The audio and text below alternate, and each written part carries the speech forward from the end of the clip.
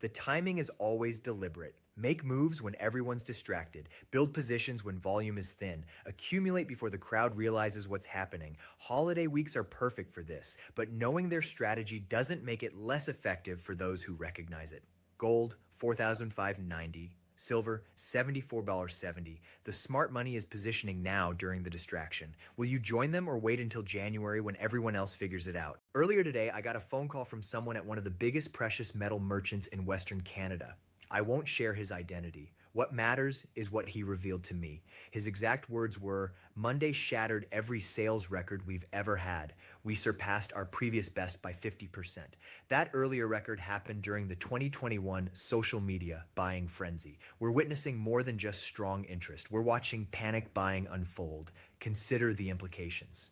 During holiday time, when families gather and celebrate, CoinShop customers are rushing in with such force that they're shattering historical benchmarks. This isn't guesswork. This isn't fear of missing out. This is primal preservation behavior emerging. Those with insight recognize what's approaching in 2026, and they're securing their positions before the opportunity vanishes. Allow me to break down precisely what's occurring in the markets currently, because traditional financial journalism is entirely missing the point. They're publishing pieces about seasonal retail and year-end investment adjustments. They're overlooking the most significant precious metal opportunity in recorded history. The yellow metal has pierced above its ascending, broadening wedge barrier on the daily time frame. For anyone unfamiliar with chart interpretation, here's the simple version. This formation indicates growing price swings within a positive framework. It signifies the fluctuations are becoming wider, but they're expanding upward. The surge past $4,280 verified that this metal isn't merely pausing, it's taking off. However, the yellow metal isn't where the real action is. It does what it always does. It's the foundation. It's the reliable constant. The white metal is where attention belongs. This shiny element is higher by 145% so far this year. In October, it demolished a 45-year barrier that stood since 1980. And what occurred after breaking that ceiling? It sped up. The increases aren't slowing. They're gaining intensity. The force is strengthening, not weakening. And the chart structure on the daily time frame shows something that should frighten anyone still watching from the sidelines. We're seeing an Adam and Eve formation. We're observing an inverted head and shoulders. We're looking at a cup and handle that exploded above $54.50 and drove prices to $70 within weeks. These aren't coincidental markings on a display. These are formations that have forecasted significant movements for generations, and they're all indicating the identical direction, upward. The near-term objective for the white metal based on the ascending broadening wedge formation sits somewhere between $80 and $90. But here's what market experts hesitate to articulate publicly. That objective will climb as prices advance. The formation widens, the fluctuation intensifies, the upper limit continues ascending, and past $90, there's nothing but empty space until we reach three figures. $100 per troy ounce isn't wishful thinking. It's a mathematical certainty propelled by limited availability, manufacturing requirements, and an influx of individual investor capital that's only starting. If you believe the advance is finished, you're not watching closely. We're in the opening stages of a once-in-a-lifetime movement.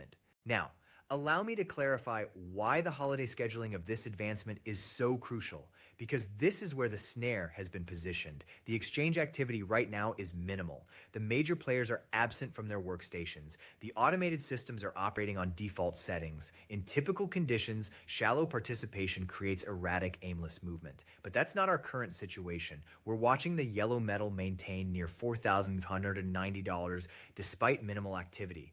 We're seeing the white metal rest at $74.70, not because liquidation force is building, but because purchasers are preparing before the subsequent climb. This is remarkable. In shallow conditions, valuations should be exposed to retreats. They should be drifting downward as the absence of purchasing force allows natural decline. Instead, valuations are remaining solid. They're stabilizing in a narrow band, gathering momentum like a tightened coil. What does this reveal about underlying interest? It reveals that purchasing power is substantial. It reveals that whenever valuations decrease, even marginally, purchasers are prepared to acquire the commodity. It reveals that the protective capital movements into these metals aren't a passing occurrence driven by news cycles. They represent a foundational transformation in how investors perceive these holdings. The globe is transforming. The previous monetary structure is disintegrating, and individuals are reacting by transferring their resources into the most ancient form of currency humanity knows. This won't cease in January. This will intensify. Allow me to present the fundamental scenario that's propelling this advancement because the chart formations are merely the visible layer. They're the manifestation of deeper mechanisms at play. The American currency is declining. This isn't subjective opinion. This is verifiable information. The anticipation that the Federal Reserve will commence reducing borrowing costs as rising prices cool and economic expansion slows is creating downward force on the greenback. And when the American currency weakens, these metals become more appealing to foreign purchasers. They become less expensive in alternative currencies. Interest increases automatically. This is fundamental market mechanics. And the current administration has communicated clearly about preferring a central bank leader who favors rate reductions. This message has been delivered publicly. It's broadcasting to markets that monetary strategy is about to change in a manner that's exceptionally favorable for precious metals. But there's additional context. The international political climate is worsening quickly, and traditional journalism is barely acknowledging it. American military forces have executed operations in Nigeria. This is verified. The United States is directing a maritime restriction of Venezuelan petroleum vessels. These aren't minor regional disputes. These are moves that demonstrate readiness by America to extend military influence across numerous continents concurrently. This increases concerns of worldwide instability. This pushes resources into protective holdings. This is combustible material for the precious metal advance. Now, I want to address something that traditional analysts decline to recognize: the availability circumstance, because this is the concealed reality that financial institutions don't want you to comprehend. The planet's dedicated white metal reserves are largely depleted. Let me state that again. The accessible material, the premium quality reserves that made extraction profitable for 100 years, they're exhausted. What persists are inferior quality reserves that require more capital to extract. What persists are mixed deposits where this metal is a secondary product of copper or lead or zinc extraction. The planet cannot simply manufacture more of this commodity to satisfy increasing interest. The availability is limited at a fundamental geological level, and additionally, manufacturing requirement for this element is surging. Solar panel producers are utilizing this element at a pace that nobody anticipated 5 years back. Every solar component needs conductive paste. Every battery-powered automobile needs this element for its electrical pathways. The sustainable power transformation that administrations globally are advancing is a consumption apparatus for this commodity, and there isn't adequate supply underground to fulfill both manufacturing requirement and financial requirement at present valuations. This is why valuations must climb. This isn't guesswork. This is fundamental economics. The shortfall is genuine, the scarcity is approaching, and the investors who grasp this are securing positions now during the seasonal pause before the subsequent wave commences. I contacted another informant yesterday, an administrator at a retail precious metal network with outlets across Canada and the northwestern United States. He revealed that commodity units sold in December are higher by 150% versus 12 months prior. 150%. The individual investor is awakening, the modest purchaser, the individual who enters a dealer with several $100s, they're overwhelming the market. And here's the reality about individual investor interest. It persists. When an individual investor purchases physical commodity, they typically retain it. They aren't actively trading. They aren't seeking to exchange it for quick gains. They're gathering. They're constructing a reserve that they plan to transfer to their offspring. This commodity is being withdrawn from circulation indefinitely. Every unit that enters a residential vault is a unit that won't be obtainable for manufacturing utilization. Every unit that a modest investor secures is a unit that intensifies the availability squeeze. Let me share information about someone named Jay Moore. He's 33 years old, resides in Arizona, operates as a logistics supervisor. For 10 years, whenever Jay wanted to put money to work, he accessed an application on his device and purchased equities or digital currencies. That was his pattern. That was what his peers were instructed to do. But 60 days back, something shifted. Jay began consuming online content about this white metal. He began comprehending the underlying factors. He began recognizing what we've been discussing for years, and he reached a conclusion. He entered his vehicle, he traveled to his neighborhood dealer, and he acquired his initial 3 units of physical commodity for approximately $150. Since that moment, Jay has gathered roughly 60 units of ornaments and currency pieces. He secures them in a residential vault. And when I questioned him about his intentions, he articulated something that should alarm every financial institution that's been controlling this market. He stated, "I understand the valuation is climbing rapidly, but I have zero intention of liquidating." J isn't unusual. J represents the visible portion of a massive phenomenon. There are thousands, potentially millions of individuals just like him throughout North America who are experiencing the identical understanding. They're understanding that equities can become worthless. They're understanding that digital currencies can be compromised or prohibited. They're understanding that financial accounts can be restricted. But this white metal is physical. This commodity is authentic. This element has been currency for 5 millennia, and unlike electronic holdings, this metal can be secured, defended, and transferred to subsequent generations without any third-party exposure. As Jay expressed it, I simply want to possess something real where I can safeguard myself and assist my relatives after I'm deceased. That isn't the declaration of someone chasing gains. That's the declaration of someone who has abandoned confidence in the existing framework, and when millions of individuals abandon confidence simultaneously, the requirement for tangible holdings becomes astronomical. There's another account I want to present. Michael DeCrane is 46 years old, resides in Indianapolis, operates as the operations director at a video conferencing corporation. For him, gathering this commodity began as a pastime to experience with his 7-year-old child. They would visit dealers during journeys, 5 or 6 locations across various states, just to examine what they possessed and include a piece here and there.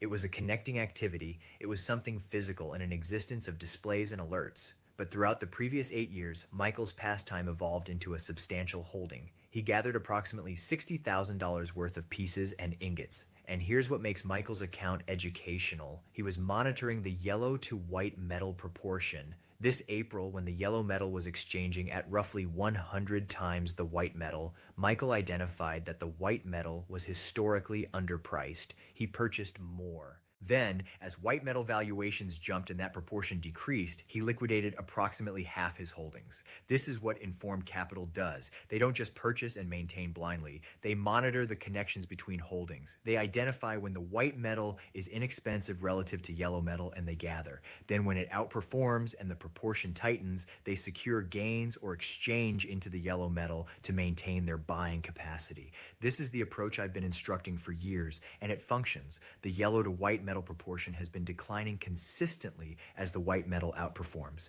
At the 1980 summit, the proportion decreased to approximately 15-1. Right now, I need to confront something that doubters enjoy emphasizing because I understand they're observing and anticipating any justification to reject what's occurring. They claim that this white metal is susceptible to explosive and collapse patterns. They claim that it tends to surge dramatically and then plummet, and you understand what? They're accurate. That has occurred previously. In 1980, it spiked to $50 and then collapsed. In 2011, it reached $49 and then retreated. The doubters reference these instances as evidence that this commodity is too unstable, too hazardous, too risky for legitimate investors. But here's what they deliberately overlook. The Purchasing Power Adjusted Summit from 1980 exceeds $200 per unit in contemporary currency. This metal would need to more than triple from current levels just to equal that summit. We're nowhere close to speculative excess territory by historical benchmarks.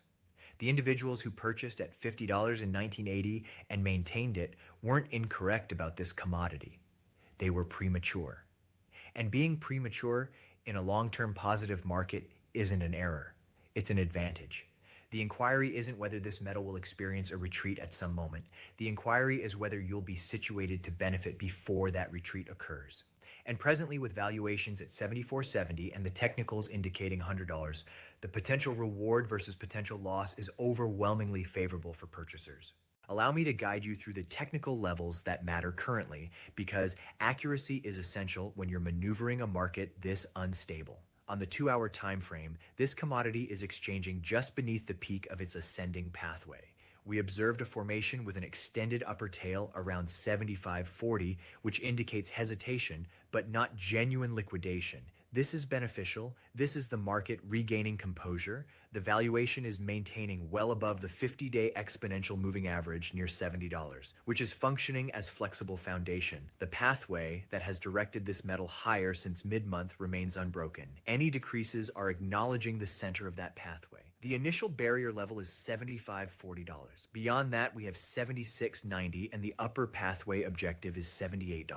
On the lower side, foundation sits at $72.65 with stronger foundation at $70.50, which is the previous consolidation area. The relative strength indicator is in the high 60s, displaying robust force but cooling from excessive conditions. This is precisely what you want to observe in a healthy upward trend. The approach here is straightforward. Purchase decreases near $72.70 with a protective exit beneath $70 and an objective of $76.90. That provides you a potential reward versus potential loss proportion that any expert trader would appreciate. For the yellow metal, the scenario is equally favorable. Now, allow me to clarify why January 2026 will be explosive, because the arrangement is ideal. During the seasonal period, precious metals have been gathering energy. Activity is minimal, but valuations are steady. The optimistic investors are gathering quietly while the major institutions are absent. When the fresh year commences, multiple events occur simultaneously. First, institutional capital returns online. The speculative funds, the retirement funds, the government wealth funds, they all come back to their trading workstations with fresh capital to allocate. They examine the charts, they observe the breakthroughs, they observe the force, and they enter aggressively. Second, tax-motivated liquidation concludes. Throughout December, some investors liquidate losing holdings to balance capital gains. This generates artificial liquidation force that suppresses valuations. In January, that force vanishes. Third, fresh year allocation choices are executed. Investment boards convene and determine how to arrange for the approaching year. With equities expensive, bonds producing less than rising prices, and international risk climbing, precious metals become an evident selection. The capital movements into these metals will increase dramatically. The experts who analyze precious metals are finally beginning to acknowledge what we've been articulating for years. The market attitude has transformed aggressively optimistic. Spot valuations above $70 aren't a passing spike. It's a fresh foundation. The 145% year-to-date increase has ignited renewed interest for the yellow metal as well. Both commodities are being perceived as essential protections in an unstable macro climate. The relationship is powerful. When the white metal advances, it confirms the yellow metal. When the yellow metal advances, it provides shelter for the white metal. They reinforce each other in a beneficial pattern that compensates holders of both commodities.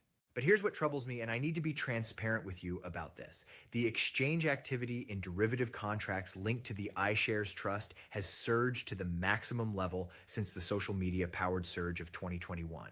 That's a cautionary indicator. It informs me that speculative participation is climbing. It informs me that some individuals are purchasing this commodity simply because the valuation is climbing without comprehending the underlying factors. This category of purchasing can create violent retreats when the force diminishes. I'm not claiming the advance is finished. I'm claiming that instability will intensify. There will be days when valuations decline 5% or even 10%. There will be headlines declaring that the speculative excess has exploded. And when those days arrive, you need to be ready mentally. You need to comprehend that retreats are beneficial. They eliminate the uncertain holders. They reload the mechanism for the subsequent advancement. The individuals who panic liquidate during retreats are the identical individuals who repurchase at elevated valuations later. Don't be that individual. The underlying argument for this white metal has never been more robust. Allow me to present it one final time so there's no misunderstanding. Manufacturing requirement is increasing, propelled by solar, battery vehicles, and electronics. Financial requirement is increasing, propelled by rising price concerns, currency weakness, and international instability. Availability is limited because the accessible reserves are exhausted. The shortfall between availability and requirement is expanding every year. The valuation must climb to stabilize the market. There's no alternative mathematical result. The financial institutions can control paper valuations in the near term. They can increase collateral obligations, they can modify the regulations, but they cannot manufacture this commodity. They cannot create this element from nothing. And as long as the physical shortfall exists, the valuation will continue climbing. For those of you who already possess physical commodity, who have been gathering for years, who listened when we were advocating strongly at $25 and $30 and $40, congratulations. You're being compensated for your patience and certainty. But don't become satisfied. Don't presume the journey is finished. We're heading to $100 and probably past. The inquiry isn't whether you should maintain. The inquiry is whether you should increase your holdings on any retreat. For those of you who are fresh to this, who are just discovering this market, who are experiencing fear of missing out as you observe the valuation climb daily, I have a communication for you as well. It isn't too late. Yes, this commodity is higher by 145% this year. Yes, you missed the simple gains from $25 to $70, but if it reaches $100, you still have 35% potential from current levels. If it reaches $150, you have 100% potential. If it reaches $200, which is just the purchasing power adjusted 1980 summit, you have 170% potential. The simple capital has been captured, but there's still substantial capital to be captured. The essential element is to purchase physical commodity whenever feasible. Don't depend on paper commitments. Don't rely on exchange traded funds that might resolve in currency during an emergency.